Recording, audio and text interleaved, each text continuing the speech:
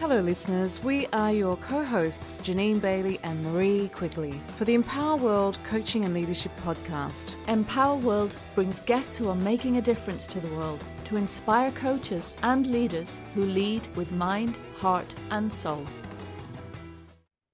Hello listeners, great to be with you again in our much awaited next series of the ICF core competencies. And in this episode, Jeanine and I are going to be talking about, exploring, and hopefully putting practical examples for you of how to use that number 7 of the core competencies, which is evoking awareness for our client. And the definition of evoking awareness from the ICF perspective is that it facilitates client insight and learning by using tools and techniques such as powerful questioning, silence, metaphor, or analogy. And as Jeanine and I were preparing for this podcast, we're thinking, oh my goodness, this could go on for hours as we talk about this. So we're going to be trying to be as succinct as possible when we're exploring this topic. But it is a fascinating one, isn't it, Jeanine?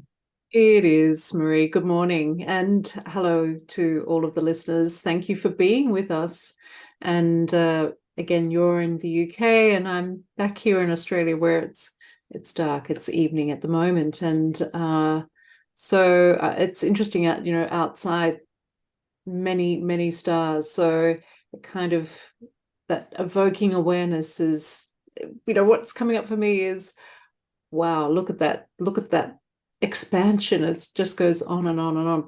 And that's what this competency reminds me of. It's about creating so many new awareness and perspectives by doing what we do as coaches, which is our role of supporting our clients through again those wonderful competencies of active listening, being really present with our client to support them with questions that evokes new awareness, conscious awareness, to bring out what is underneath or perhaps not known, to challenge our clients' beliefs or expand their beliefs or create new beliefs. So that's our role, to support our clients to create those wonderful new ways of really noticing their world, experiencing their world, so that they're empowered to create new choices that is good for them, good for others, good for the greater good.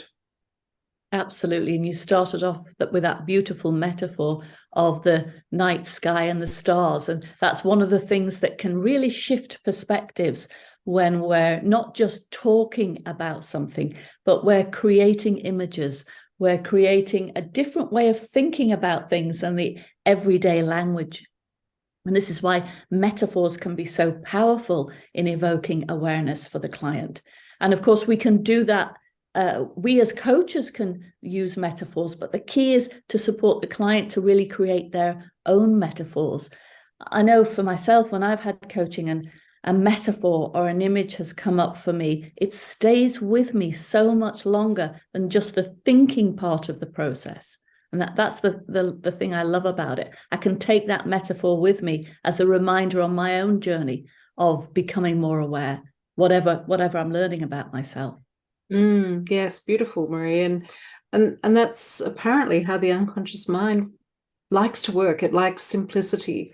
It likes to understand a message really easily. And that's why those metaphors can be so powerful. And as you say, easy to recall, easy when you see that image, easy to recall what that means for yourself or for your client when working with your clients. And it's also really can be really powerful to support your clients to understand their own metaphors.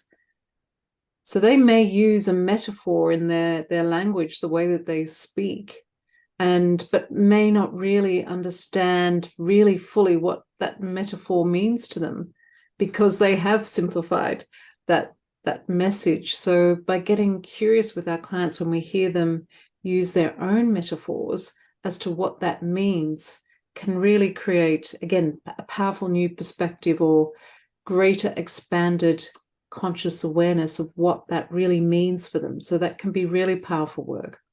So if you hear your client say, two heads are better than one, for example, you can then just double click and ask your client, so what does that really mean to you?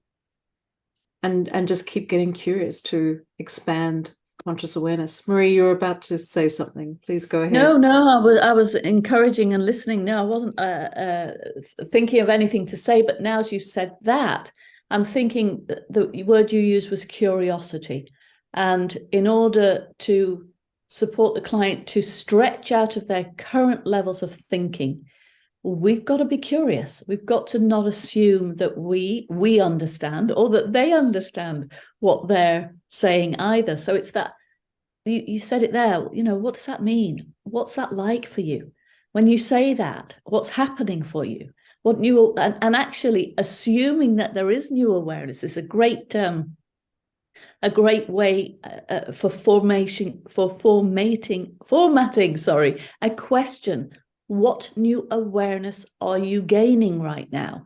The presupposition that somebody's gaining new awareness allows somebody to say, oh gosh, yeah, this is what I'm learning about myself.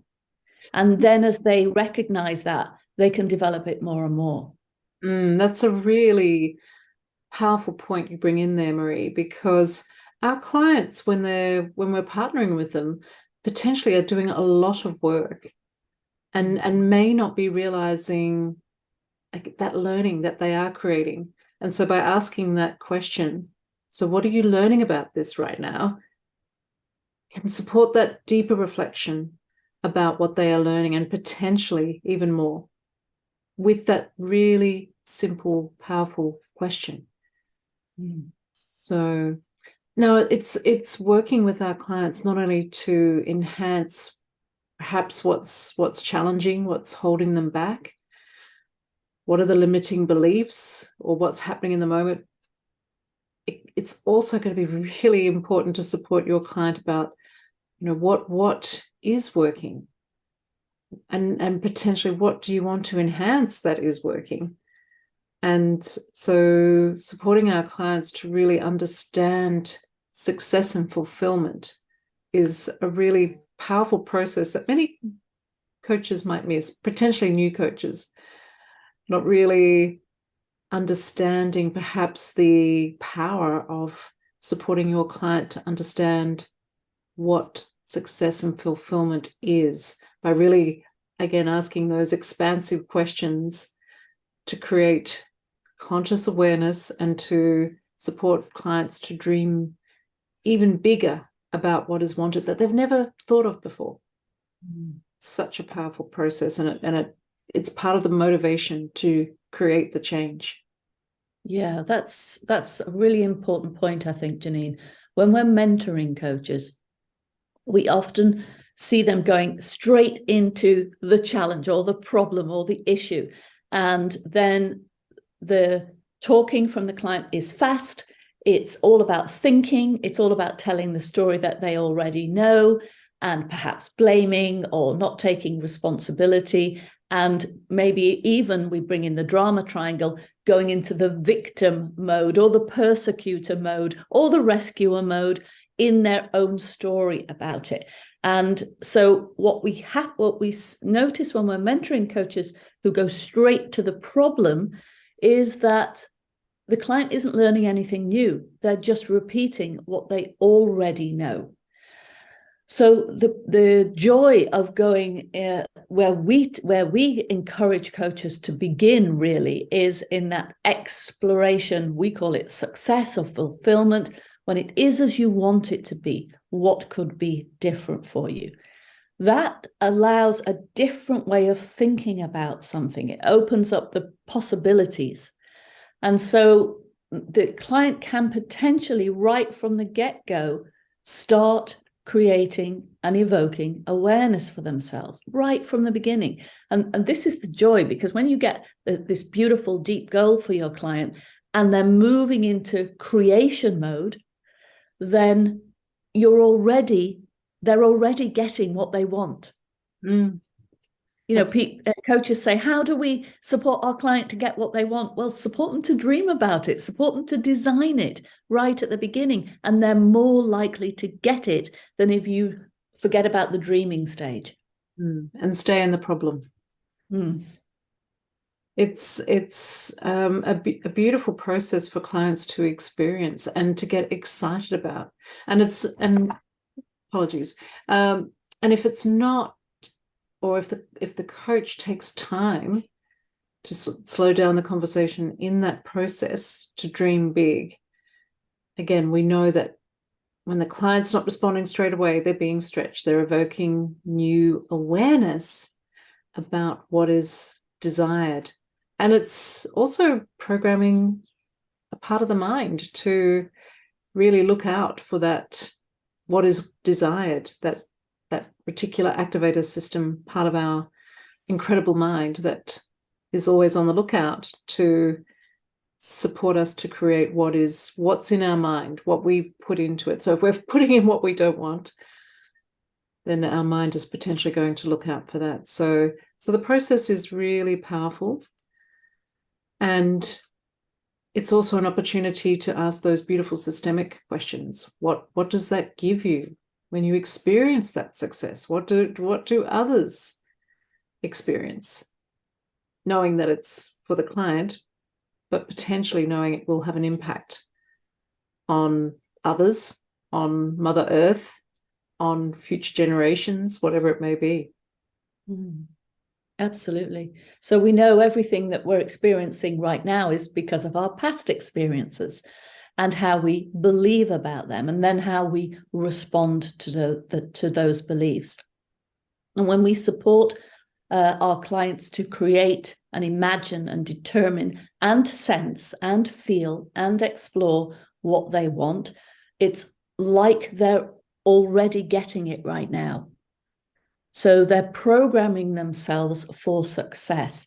In the ICF core competencies, I can't remember exactly where it says it, but it says something like, if you get the opportunity to do it now and let your client experience it now, support them to do that. Because when they experience what they want in your coaching room, they're going to walk out into the world and have all those memories, those cell memories, those metaphor memories, those emotional memories that leave with them, so that they're able to go into the world and remember what happened in the session and put it into practice when they're living their real life. That experience is embodied. And that's a powerful way of remembering what has been learned versus thoughts, because I've forgotten the incredible amount of thoughts that we think every day, every minute of the day. They can be easily lost, like the times when we have this great idea in the shower and then an hour later, what was that idea? So embodying what our clients are, supporting our clients to embody what they're learning is going to be incredibly powerful. And Marie shared in terms of emotions as well. So we really, as coaches, we want to support our clients to evoke awareness in relation to all of the ways that we experience our world, and our emotions are one of those ways, and one of the main ways we experience our world. We're so much more than these bones and skin. We are, as my mentor had shared with me, skin bag full of emotions. So really supporting our clients to understand what their emotions mean to them. We say in a power world, it's the compass of our life. It lets us know if we're on track or off track. Can again evoke much greater awareness. Certainly. I'm thinking of a client now. She's working with me to work on her kind of confidence when she's doing public speaking. And, we can talk about it, but the best experience is to experience it. And so together we worked on imagining if she was doing the public speaking right now. And of course, we're on Zooms, but she gets up and she's in her space and she's putting her body in the state that she wants to experience that confidence in public speaking. She's noticing that her breath is strong and it's going all the way down to her belly. And she's doing it as we're working together. She's also created this metaphor of like this bubble around her that is a beautiful blue color. And every time she moves into it, that she really feels this confident energy. So she's choosing her state. She's choosing her metaphors. She's paying attention to her breath work, and she's choosing the emotion she feels in the session. And then she goes away and she can practice that. And she's shared that she's had great success bringing all of that learning, that new awareness to herself of how to do and who to be. Most importantly, who to be in her as she steps up on the stage to do the work that she loves to do. But of course, fear had been getting in the way in the past, and she's been able to reframe it and create these wonderful ways of being in order for her to be different and more powerful in the work that she wants to do. Fantastic for your client. And isn't it wonderful that we can support our clients to choose a different way of being and doing, and identify, what are the things that will support them to create what it is they desire, and to really experience that in a coaching session, to use movement and imagination to, again, be able to experience something so powerful. Really is.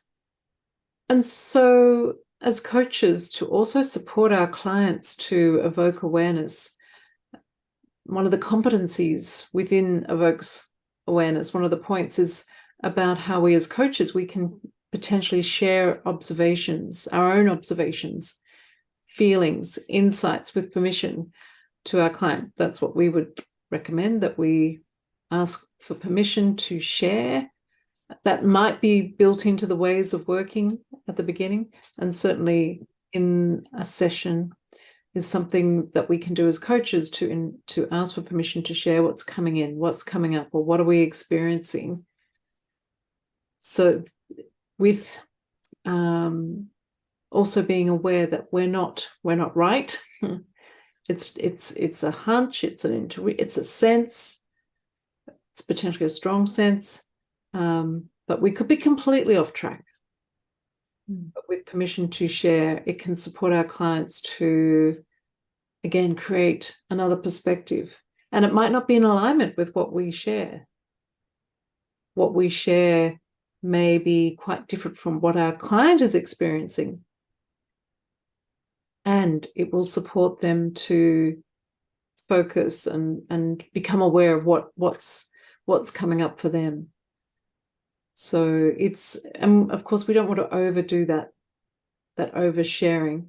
And it's about listening to that when something is strong. Potentially when it feels like the conversation might be going around in loops. So supporting, maybe noticing that. I'm noticing that the conversation is going around in loops. What's coming up for you? Or I have a strong sense that there's something deeper here. What's your intuition saying to you? Or it could be an image or a metaphor or something else. It could, yeah. And I think it's important, as you say, Jeanine, to not be attached to being right. So it's offering something. If it doesn't make sense to the client, it's letting it go. And that's a powerful experience in itself. I think that also models courage and vulnerability from the coach's perspective. That helps the client become courageous and vulnerable too. Coaching is not about being right. It's about exploring and discovering and creating and then choosing how to move forward based on all of that beautiful discovery. Absolutely. So, coaches, we trust that some of these ideas and insights have supported you with how we as coaches can support in the evoking of much greater awareness and the absolute importance of this competency, because that's what we are doing as coaches. We're supporting our clients to create essentially new perspectives about their challenge, about their opportunity, about what they've brought in for coaching, so that they can move forward into success and fulfillment. So if you notice your clients are getting stuck in the story, if they're repeating what they already know, encourage them to slow down, encourage them to reframe their perspectives, to reframe how they're thinking, get curious about what's happening, and get curious about what's happening for yourself as well in the session, and offer it in a way that is non-directive and with no attachment, to support the client to become more aware of who they are being and what they are doing in their lives. Thank you for joining us, listeners. We really appreciate you being here till the very end. And we'd love to hear your feedback as to what we can do better, what we can do differently, what we could do more of, and also the topics that you would like to hear on this podcast, because we are passionate about what we do and serving this profession of coaching and supporting people to have so much better experiences. So thank you again for joining us, and we trust that you can join us for our next podcast. Be empowered. Thanks for listening. You can find out more about us on our website, www.empower-world.com, and on our social media networks, Facebook, LinkedIn, Twitter, Instagram, and YouTube. Be empowered.